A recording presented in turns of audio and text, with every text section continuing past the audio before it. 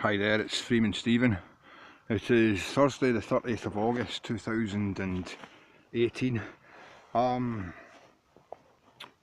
It's the 8th anniversary of the day in which I moved out here full time. I've generated some new interest in what I'm doing here, and I thought I would do a video combining the anniversary date for my own benefit and watching this in the future, and some information for people who have newly come along. I suppose I should say a few things about where I've been, what I've been doing and stuff like that. So basically, about April 2015, I'd been here like 5 years, and I decided it was just getting really lonely. I was like, the videos of the Gap Beth project is dead, because I'm not getting any interest here. Like, really what I think's needed is someone who's prepared to come and live here with me in their own tent. And I don't just mean a hiking tent, I mean like a proper tent, actually live here permanently, so that when I go out to work and come back again, I can be reasonably sure that there's not going to be something nicked, pillaged, vandalised, burnt. Which brings me to the terrible news. Once we get back for the boat accident, the the hut was basically ransacked, digital camera stolen, solar panel gone, two solar panels wrecked and vandalised, a printer stolen, and like an iPad, various bits and pieces, like a load of equipment just stolen. And then I was still kind of recovering from my wounds for the boat accident, and I came back a few months later, and the hut was burnt down, and now it's kind of like the wood stove is like gone, and I'm basically starting from scratch with a lot of stuff that I can cannibalise, as I need to tidy up that area anyway, but I'm going to be cannibalising a lot of that stuff in order to construct whatever I need to construct. There's plenty of like human manure and various logs and bits and pieces, scrap metal and stuff like that that can be used for various different purposes. But I've decided I'm going to build on a plot here, rather than over there. There's some people that refer to me as being a person that lives in a field. I'm not a person that lives in a field, I'm a person that lives in several fields. So the field that I've been on is deliberately a very open place that's on the land, so that when people go over my bridge, which I've built, coming to the end of the track, which the deer kind of helped to make some of it, but I've basically cut a track through the woods beyond where the deer went, to get to the bridge, from which you can see the hut quite openly. And that's all to do with that Prescriptions and Limitations Act quote when it says peaceably, openly and without judicial interruption. So what I'm doing here is I'm in a wee bit of land that's a wee bit more quiet, and it's more difficult to just see. So even though I'm sort of openly here in terms of like I'm telling everybody on the internet this is where I am, there's even like groups on the internet that know the exact location of the land and stuff like that, I am doing it openly, but I'm opting to do it in a more secure fashion, so I hope that doesn't lead to like some sort of challenge in the grounds that for part of the time I wasn't doing it openly, tucked in a wee corner where only like helicopters and that could see where it was. So it's more a security feature than a sneaky feature, if you know what I mean. I'm going to put a klaxon or something like that up at the hut, so that if somebody does come onto the land looking for me, they can just ring the klaxon. They can, oh, I'm over here. Or something of that nature, maybe an intercom or something like that, someone kind of suggested, but the electrics involved in that is difficult enough to get secure solar panels, because I've lost solar panels through the various crap that's happened. Other stuff that's been going on, Seven Lochs Woodland Park, because it's pretty much a going concern, kind of, sort of. It's no, I don't know how it works, whether it's a company or what, but they're not registering any rights here, and I believe all they're doing is kind of enforcing planning law, planning thingies, and I've already spoke to the man that's running the Seven Lochs Woodland Park, Scott Ferguson, and he's quite happy that what I'm doing here is not like in breach of the planning laws or anything like that. The only thing I'm going to say about the Seven Lochs Woodland Park is that it has invited, well, at least one guy to come on and start trying to find any rule, ordinance, legislation, anything that he could find in order to say that you might possibly be breaking the law there in this park. And that was the first I even learned there was a park when someone came through to my house telling me, "Park this, is a park there." And when I investigated it as per the openness of what I'm doing, it counts as a park, as in terms of some sort of like planning group thing, and basically it's really what the guy that owns cows over in the field across the railway line, his land's part of the park as well. So I don't quite know what your park rights are going through a cow field. That's up to you to discern, and there is like that country codes rights of access thing. If you look up that type of thing, that'll give you some idea what your rights are if you're traversing over the land. You can't bring a bus in here, or a van. I've been speaking to a guy called John who wants to bring a bus in here. The nearest public road is, the nearest tarmac road is on the other side of that level crossing, and we don't have any servitude over it yet because we would need to speak to the man that owns the land that Network Rail have bought a servitude off of, before we even speak to Network Rail about getting a servitude over their railway line to use that private road. The public right of way, as I describe it, basically it's a public track that's been there and recorded in old paraphernalia for, I don't know, a century or more. It's just always been there. That's basically the way that in Scottish land law you can end up with a landlocked land if it wasn't for that public right of way. Like all the surrounding farms and developments could basically block me from accessing old land by building fences designed to keep humans out. So the public right of way that's there is like even though you've got a public right of way with your rambling rights in Scotland, there's a lot of path that's open that can't be fenced off, kind of thing. Just because it's been openly there for 20 years and it would require a negative prescription process, which is a whole other area of law that I've not really involved myself in much. What I'm doing here is positive prescription under Section 2 of the Prescriptions and Limitations Act 1973, potentially Section 1 of that Act, but I would need to go and get it recorded or registered or something like that before I could even start a 10-year process rather than a 20-year process. And considering we're already 8 years, I'd only be getting indemnity for like 10 of those 12 years. You know, it's like it's a margin of like 2 years of whether it's even worth getting indemnity to do it. So if I'm here for another 2 years, it's pointless going for the 10-year process because the 20-year process would just be as long. And since there's people that are new to what I'm doing, I'm going to show you the information that I have.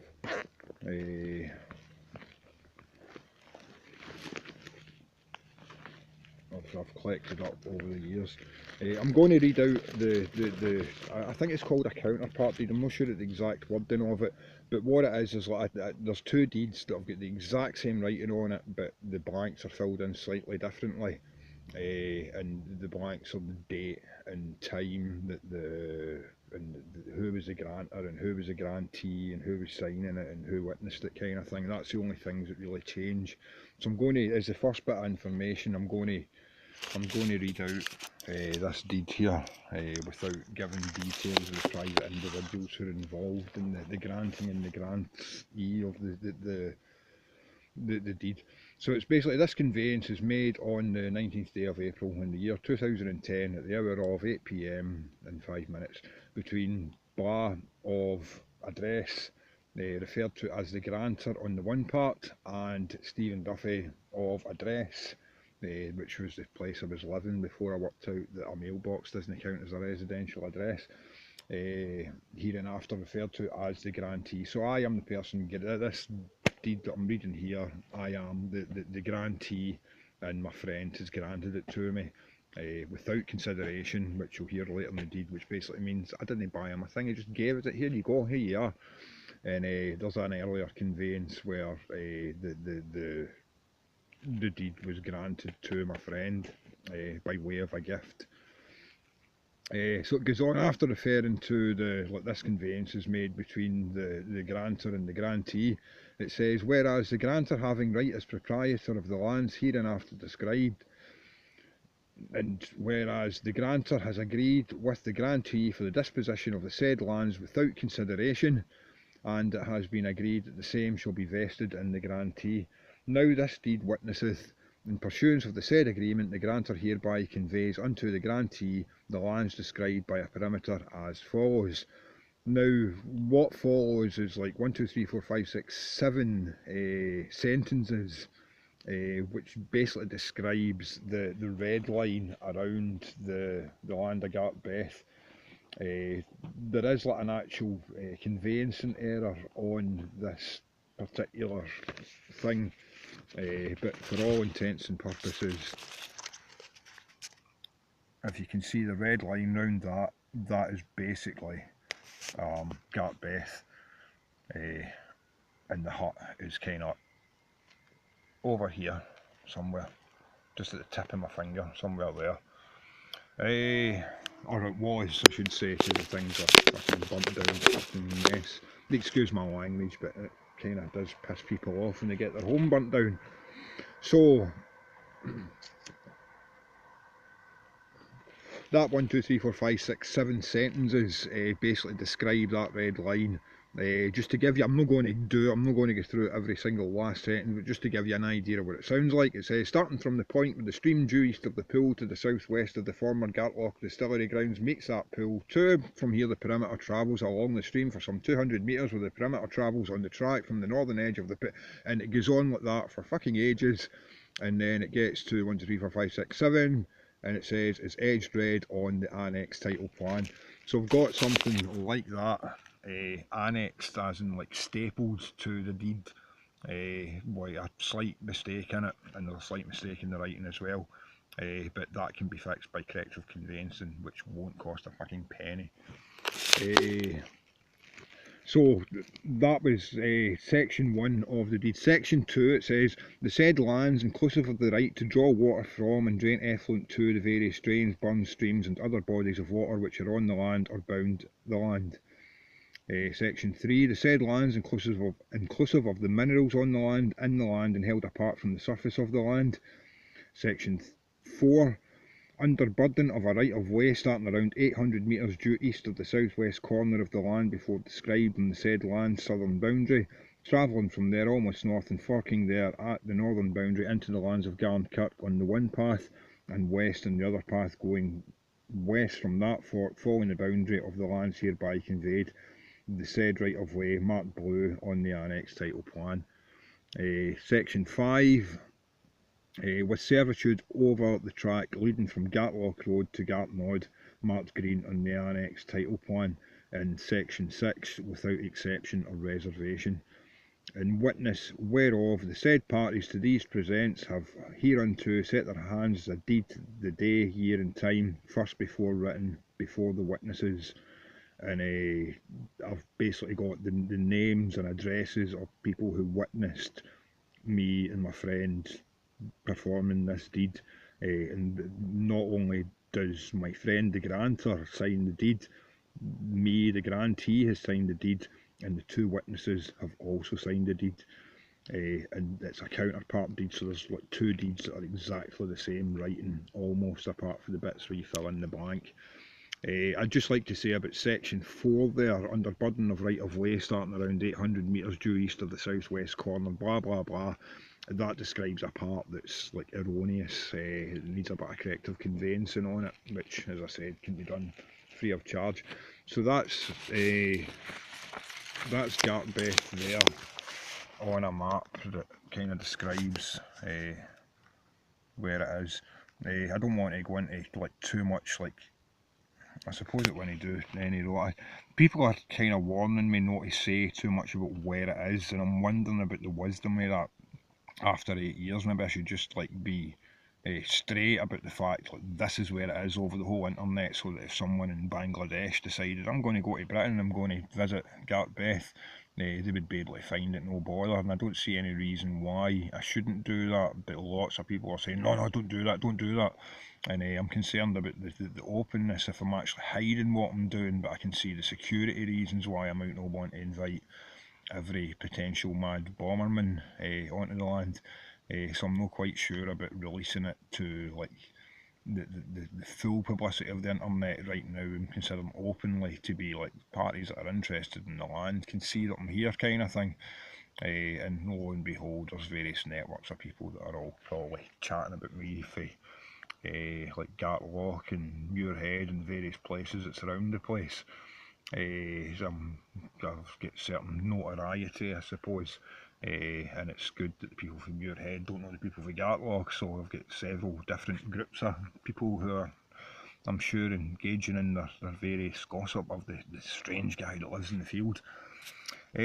So anyway, that's like one of the main documents is the deed, I suppose, and the actual map of where I'm at. I'll show you other maps that I've got. This is like title sheets. The title sheets provide a description of various dispositions that are on bits of land. This particular sheet is a neighbour who lives in the south. Originally it would have been the Gartlock estate, which would have been like a big mansion house for people that worked in the field, like, I don't know, dredging hay and potatoes and various stuff. In winter it would not have been so comfortable in the sort of burrows that they used to build to live in.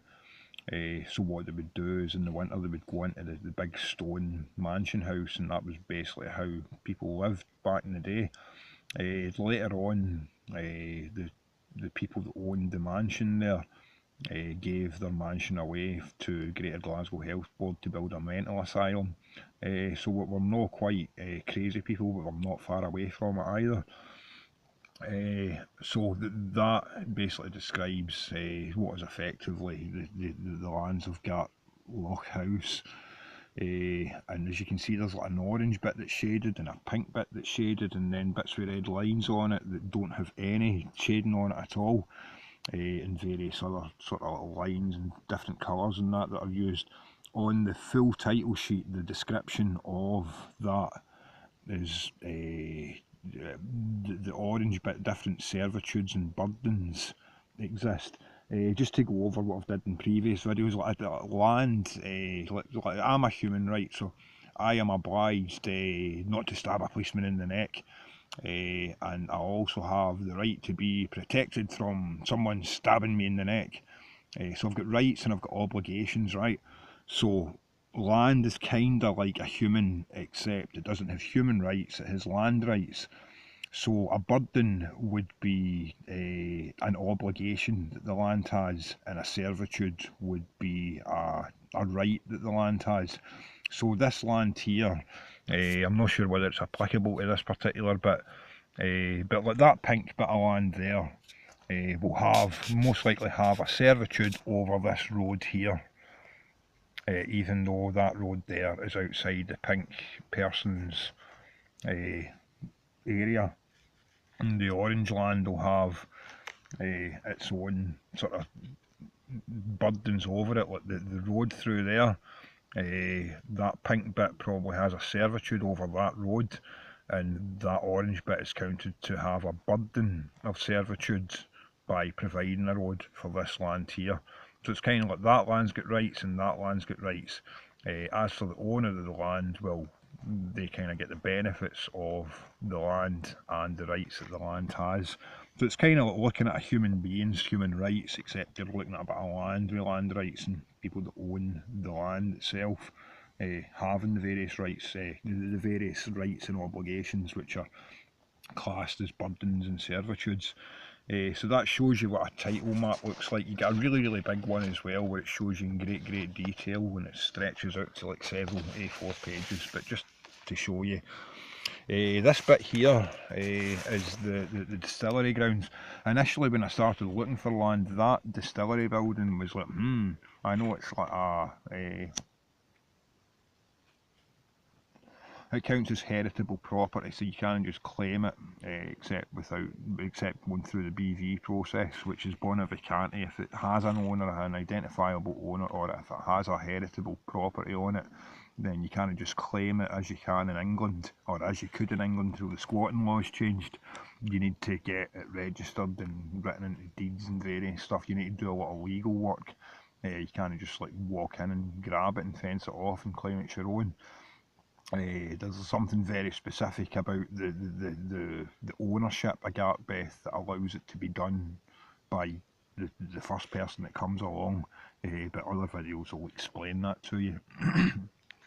But this land here is kind of like a neighbouring land, a very, very close neighbour, because it's a very, very close neighbour. It was kind of looking at this that highlighted that Gartbeth exists. And as you can see, there's different colours there. This orange bit here is counted as the IRO villas, and that was there's a guy that owns the yellow bit here. He owns like restaurants and he's like a very rich man in Glasgow basically. And he probably doesn't even know the distillery's there, but it's still his land basically. And at some point, the chain of deeds that he holds disposed of this orange section here in order to create houses for people to live in. Originally it was a distillery, and that was where the customs officers lived. Then that's what that is. So that's another title sheet. It gives you an idea of the sort of thing that you used to be able to get until they've went all digital. I'm not quite happy with the way that I can't just easily walk into the Registers of Scotland and ask like who owns that, and they'll tell me for like $3.50. Now they will even talk to you without having an appointment, and it costs you like £20 if they decide that they're going to give you an appointment. This land here is land which is, this is the bit here. Over there is the level crossing. This is really for John's interest. That's the level crossing just there where my finger is. As you can see where the red line's marked, there's a field there and a field there that belongs to this farm here. Those fields they aren't used, and there's a level crossing there it's padlocked for authorised use only. That man owns this road here up to about there, and another person that's got nothing to do with anything that Gartbeth is like attached to or like close to kind of thing. It's not like contiguous, it's owned by somebody else. But this land here is a direct neighbour, because as you can see, one of these south fields is on the stream and another of these south fields is on the stream, and there's a wee tract of land there that's basically serves as a road up to the level crossing. But I think the purpose of that road was so that the farmer could get access to that field and that field. So I've got somebody that's trying to get this gate open. To get the gate open, we need the permission for this landowner here, and then having the permission, which is going to be written in illegal documents, because there's no like squatting law in Scotland. We can't just like do it. Before we can actually do it, we need to get permission, and then we talk to Network Rail, because it's over his land that their rail has a servitude. So that's probably the most important document at the moment in terms of title sheets. This land here is what was the original, I think this belonged to Cardowan Muir, which was like an old, like a mansion house, something like Gartloch, that became like a coal mine. And this big bit here, it's just basically a big shale hill that was created while they were digging out the mine. And there's housing estates and that in there now. But that's also, as you can see, it's like a wee sort of gap there. That's basically what the bridge is built on. If you can see, there's a delta there just before the delta. There's a bridge over the Southern Stream. That line through there is basically the border between Glasgow and North Lanarkshire. So when the local authorities start moving in, either like North Lanarkshire would be dealing with that bit, Glasgow would be dealing with that bit, but they might come up with some agreement like they've did elsewhere, where one local authority deals with both. I think North Lanarkshire would be the preferable one, given the natural living and the ordinance against fossil fuel burning in Glasgow. You'll notice that all the new builds in Glasgow don't have chimneys on them, and that's basically the more peer pressure on the architects than it is on the actual people that live in quiet rural roads.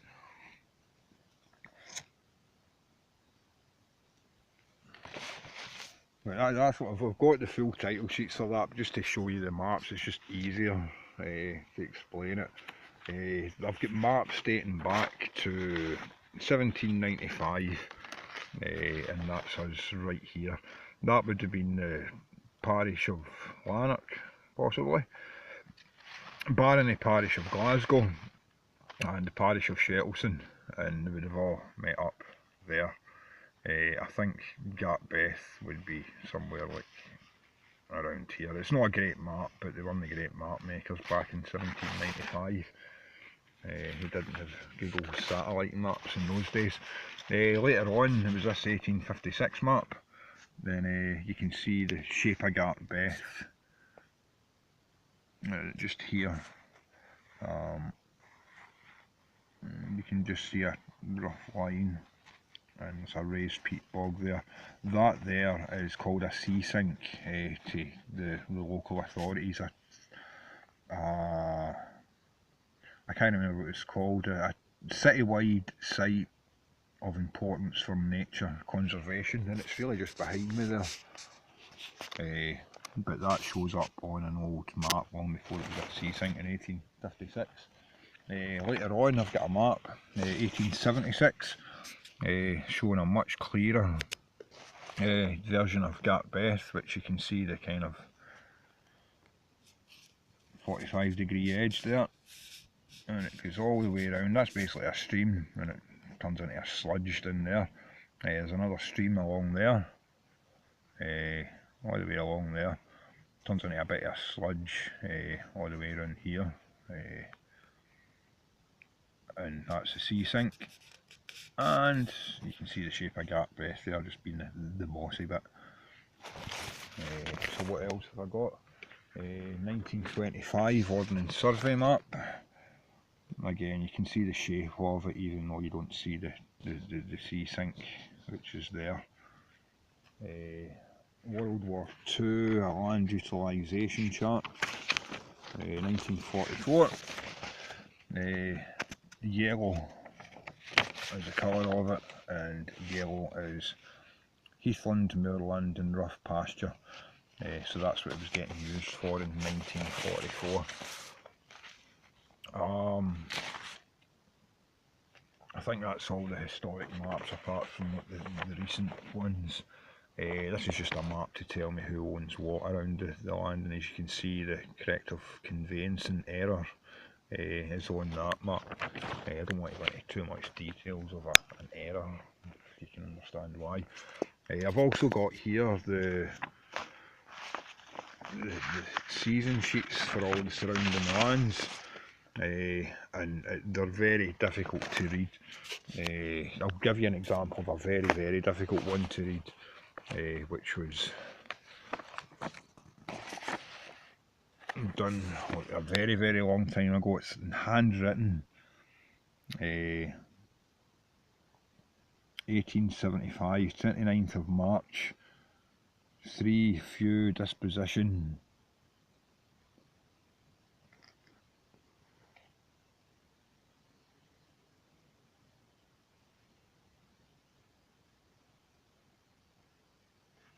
Does it make sense? Alexander Sprott was a baronet who basically owned the fields that I was showing you earlier, the 2 fields in the south of the railway line. He owned a whole tract of land, and that was called the baronetcy of Alexander Sprott, I suppose. But that's the ones that are kind of more recent, are typed. There's a 1950 disposition, from the trustees of John Jeffrey of Cardown and Heathfield to the Secretary of State for Scotland.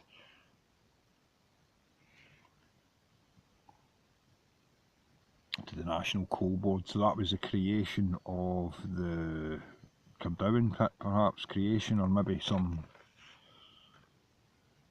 extension to it. But basically I've got all kind of seasons records or Sassins records. Assassin sounds like assassin, but the way the Registers of Scotland pronounce it is like seasons or seasons or something like that. But that's basically the season sheets for all the sort of lands round about. To me it appears that this land's kind of like not quite Gatlock and not quite Garnkirk, but caught in between the two, having like lost its use in the mists of time. So that's basically all the bits and pieces that I have. That's just the title sheets and writing kind of thing that I was showing you these maps for earlier. So I keep them all together, and the seasons sheets. So there's a land register in Scotland, as in the UK land registry, but there's also an old land registry called the Register of Seasons.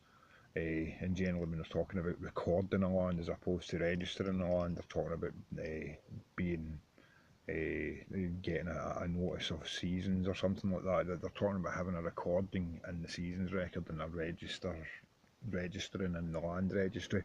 So there's two land registries in Scotland, and the law here is slightly different than what it is in England. You can't squat here, and I don't just mean like in England they say you can't squat here, but before the law changed, they used to say you can't squat here, but you could squat there.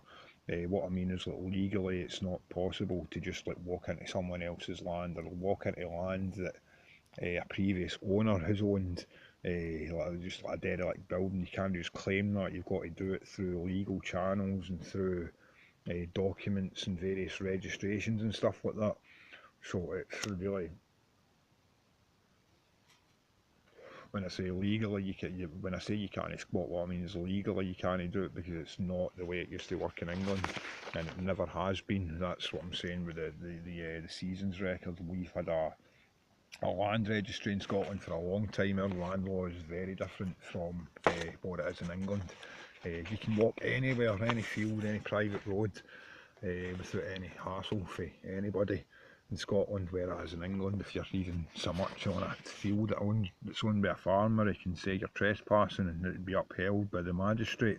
Over here the sheriff wouldn't even look at it unless you did some damage to the land, and they couldn't compel the sheriff to look at it either, because it's not actually a crime or a civil wrong unless you cause damage. So that's all the maps. This thing here is I think that was a bit that I found in regards to a new development, which is now an old development because there's now developments here as well. But there's various other maps and that amongst the various stuff that I've been picking up over the years, regards to the landowners who are neighbours. And that's basically what I've got. So that's a 33-minute video so far. I think I've covered just about everything. I've mentioned the Seven Lochs Woodland Park Seven Lochs Wetland Park as being a bit of a strange thing, because it seems to be like some sort of company, yet at the same time not a company, because it's somehow connected with the planning authorities. So I'm not quite sure how to look at that. There's certainly no I've recently been to the land registry and they say it's still no registered. But interestingly, 8 years ago, when I went to the Registers of Scotland and I asked like, who owns the land there, they could say, well, it's not registered, and they couldn't tell me if it was in the seasons records. But they gave me some seasons records and says well, it might be in them, and I've looked through them and I can't say it is. But recently they said it's still not registered, but it is in the seasons record, but they've did this in a digital format, which suggests to me that they want me to pay them to search the seasons to find out who the landowner is. But before I can do that, they're already saying it's already recorded in the seasons record, which to me says, like, how can you say it's already recorded if you haven't even searched for it yet? So I think they might just be kind of bullshitting on the basis that a lot of people will be trying to squat in farmers' fields and stuff like that, and that could be quite dangerous when you think property developers. You know, if you were a farmer and somebody built houses all over your field, it's like, where my cow's going to go? You know, so they're very careful about like what they do. I suppose I can see the reasons for that, and I'm hoping it's just that. But if there is an actual record in the seasons record, then I can never actually own this without buying it from the person that does genuinely have a record of ownership. So all I can really do is ask permission or go down the BV route if the previous owner has fallen intestate or something like that. Which in that case it would fall to the Crown, and the Crown would basically be the person to do the bona vacante disposition for us in that case. But the way it's looking just now, it's as ownerless as ever, except they've recently said it is in the season's records. But I think it might be just a case of like that's what they always say. I'm hoping. Because they haven't actually searched the season's records to actually see. And as you can see with the kind of writing and stuff like that that's in a season's record, you can see why they charge money for it, because it is quite a laborious process. But they're saying for like £20, I should be able to get an appointment. And I've applied for an appointment like over 3 to 5 working days ago, and they've not got back to me yet. So I'm not sure what's quite going on to keep you updated on that. The Seven Lochs Woodland Park, it appears to me to be the planning authority, which is kind of like the Clyde Valley area of Britain. Make sure that there's no like neon lit whorehouses being built in the middle of like a quiet forest setting, you know. So these people are, I'm just not sure because it appears to be like a private company, yet at the same time it appears to be a planning authority, so I'm not quite sure what it is, but to whatever extent it's like some sort of private company, like Tough Cookies, I was here first, and I know that sounds a bit much, but I'm going to say the exact same to Glasgow City Council, North Lanarkshire, or any government department that wants to not just be like managers of the land in terms of the British statutes, but owners of the land in terms of like, no, you can't build a school here because this is my land. You want to build a school here, you're going to have to pay me for it. If you want to build a military base, it's my land, you need to give me money for it. If you want to build some government bit of land thing that you actually own the land, then Tough Cookies, I was here first. And for what I can understand, I'm perfectly entitled to do that legally, to restrict any organisation, whether it be government or private corporation. The law binds even the Crown against acting over the top of rights that I've already claimed. But as far as I can see, the Seven Lochs Woodland Park, it is just a planning authority initiative. The only downside to it is like it has invited like one guy at least with a kind of like television attitude to land, you know, kind of like, what are you? Are you Bear Grylls or are you the other guy? And it's like, no, I'm no some sort of survival camping specialist, and I'm not a person that likes living in tents, and I'm not like a person that likes living in tiny homes. That's just what I'm doing. It's just much more convenient for that way of life to subsist. And you might be watching television and think I'm some sort of Bear Grylls, like capturing squirrels and chewing their heads off and stuff like that to be tough.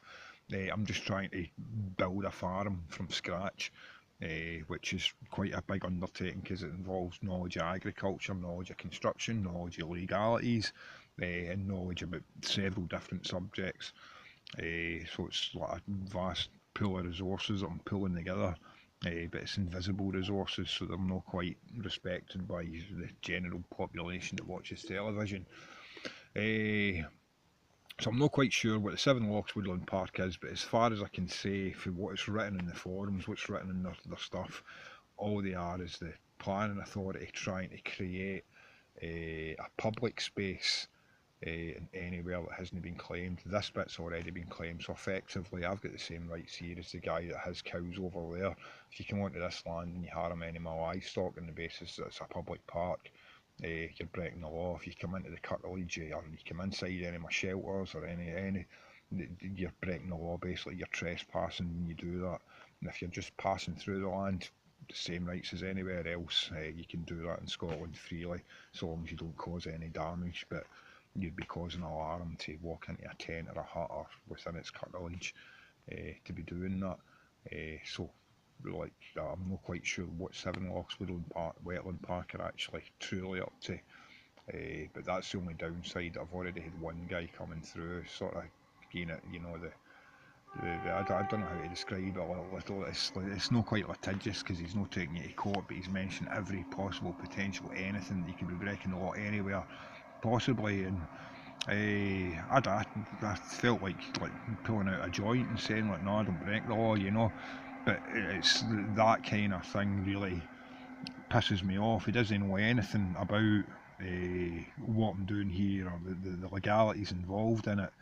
And kind of sort of by the invitation of the Sevenlocks Wetland Park Initiative, somebody has come through trying to find any excuse to say I can't be in a bit that I've always been in long before the Sevenlocks Wetland Park arrived.